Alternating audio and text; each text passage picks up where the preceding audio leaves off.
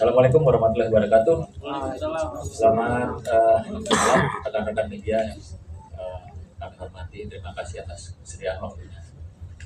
Jadi malam hari ini kami ingin menyampaikan perkembangan kasus dugaan bullying yang terjadi di sekolahan Bina Binus Sibruk yang dialami oleh adik kita R, ya, yang dimana kejadian pada tanggal 31 Januari 2024 sudah dilaporkan resmi di Polres Metro Jakarta Selatan, dan perkembangannya terkini, ya, update terkini terkait dengan kasus itu, pihak Polres Metro Jakarta Selatan sudah memberikan surat kepada kami terkait perkembangannya yang nanti mungkin sebentar akan dibacakan oleh rekan kami, Pak Zaki.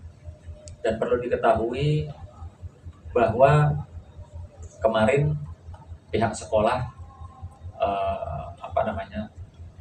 sempat memberikan edaran surat yang dimana isi surat tersebut kami anggap atau kami rasa tidak sesuai dengan fakta.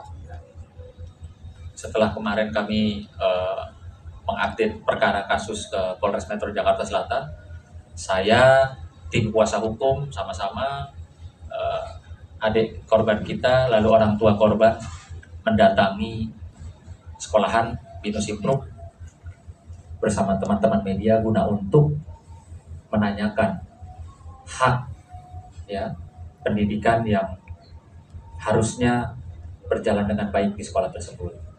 Namun demikian, kami di depan juga ada kesulitan untuk bisa masuk bertemu dengan pihak sekolah. Adapun maksud dan tujuan kami tidak lebih tidak kurang hanya ingin mempertegas, ya, dan memastikan terkait dengan proses belajar mengajar pendidikan yang harusnya didapat secara utuh oleh adik kami, yang dimana orang tua dalam hal ini juga setiap bulan terus membayar puluhan juta untuk uang sekolah. Namun demikian, apa yang disampaikan oleh adik kami ini tidak bisa masuk sekolah. Di sana kami jujur saja diterima, ya, namun bukan orang yang tepat yang menerima kami. Yang menerima kami adalah bagian legal atau bagian hukum. Sementara kami sampaikan bahwa kedatangan kami bukan membahas persoalan hukum, tapi ingin meminta kepastian tentang pendidikan yang seharusnya diterima oleh adik kami. Ya, kami meminta, kebetulan di sana ada perwira-perwira polisi, ya, dari wilayah hukum Jakarta Selatan, ada beberapa perwira polisi, dan di situ kami sampaikan maksud dan tujuan kami. Jadi perlu diklarifikasi, kami menyatakan dengan tegas bahwa tidak ada intimidasi, tidak ada kegaduhan-kegaduhan yang katanya diakibatkan oleh kami atau kedatangan kami ke sekolah Binus sehingga membuat kegaduhan atau menciptakan suasana yang mencekam. Sekali lagi saya nyatakan itu tidak benar. Bahkan kami akan melakukan upaya hukum terhadap pihak-pihak yang memberitakan atau menginformasikan bahwa kedatangan kami kemarin adalah untuk membuat kegaduhan. Jelas kami diterima oleh AKP Sutijan juga dari wilayah hukum Polsek Kebayoran Lama, Polres Jakarta Selatan. Saya juga bertemu dengan Ibtu Tosari, Kapospol Permata Hijau, dan kedatangan kami pun saya sudah melaporkan sebelumnya kepada Kapolsek Kebayoran Lama. Sehingga tidak mungkinlah kalau kami sudah melapor berkoordinasi dengan pihak kepolisian, kami datang mau bikin gaduh, kami datang mau bikin rusuh, kan nggak mungkin. Kami datang ingin mempertanyakan hak kami bersama korban, murid, dan orang tua murid yang membayar, dan sama teman-teman media. Jadi sangatlah tidak benar kalau pihak manapun menyatakan kedatangan kami kemarin itu seperti orang yang ingin melakukan kegaduhan atau bikin rusuh di situ. Ya, Ini sebentar saya persilahkan Pak Zaki terkait dengan update perkembangan perkara yang kami laporkan di Polres Metro Jakarta Selatan. Silakan Pak Zaki. Ya, terima kasih Bang Sunan. Yang terhormat rekan-rekan media, seperti yang disampaikan oleh Bang Sunan sebelumnya, dapat kami sampaikan mengenai perkembangan dari laporan yang diajukan oleh pihak korban. Alhamdulillah pada tanggal 9 September 2024, proses penyelidikan selama berbulan-bulan ini akhirnya naik ke dalam tahap penyidikan. Jadi kami sudah menerima SPDP, yaitu surat pemberitahuan dimulainya penyidikan. Dan alhamdulillah juga awalnya pada laporan itu kami melaporkan adanya dugaan empat anak yang berhadapan dengan hukum.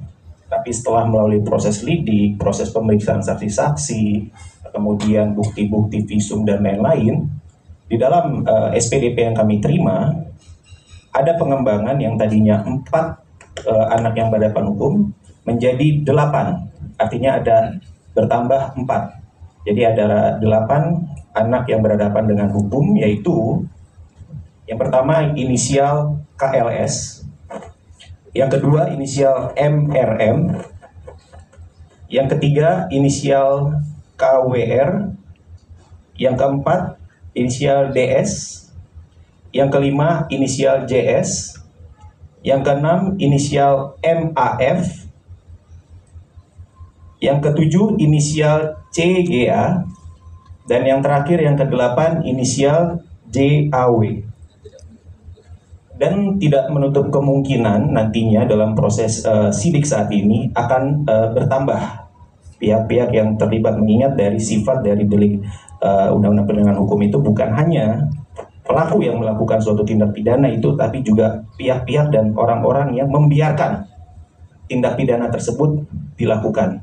Jadi kita lihat saja nanti perkembangannya di dalam proses penyidikan selanjutnya.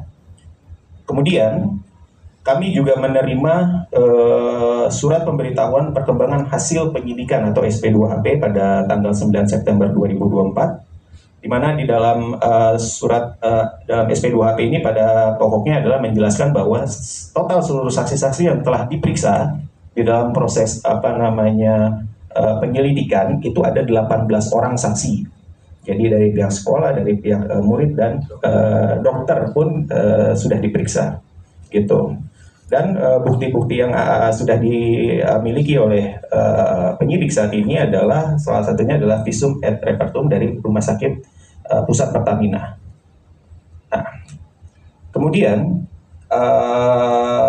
tindak lanjutnya adalah dalam proses sidik ini penyidik akan memanggil kembali, ya kan, akan melakukan pemeriksaan kembali dan menuangkannya dalam BAP kepada saksi-saksi yang sudah diperiksa, dan tidak menutup kemungkinan juga akan ada saksi-saksi lain yang akan diperiksa. Jadinya ada penambahan bukti-bukti dan lainnya, karena ini adalah sudah memasuki tahap penyidikan. Kemudian surat yang ketiga yang kami terima, ini yang menarik bagi kami, ada undangan restoratif justice. Undangan restoratif justice ini jika merujuk pada surat yang kami terima, rujukannya adalah surat permohonan dari penasehat hukum anak-anak yang berhadapan dengan hukum. Jadi atas permintaan yang diajukan oleh penasihat hukum dari anak-anak yang berhadapan dengan hukum ini, mengajukan untuk diadakan suatu restoratif justice antara korban maupun anak-anak yang berhadapan dengan hukum ini. Itu. Berdasarkan surat ini, anak korban dan orang tua dari korban diundang oleh pihak Polres selaku fasilitator nantinya untuk hadir pada hari Jumat tanggal 13 September 2024 pukul 12 di ruang unit PPA Polres Jakarta Selatan, gitu. Jadi itu yang kalau dari kami, dari saya yang bisa saya sampaikan. Untuk yang lainnya akan disampaikan oleh rekan-rekan kami. Terima kasih.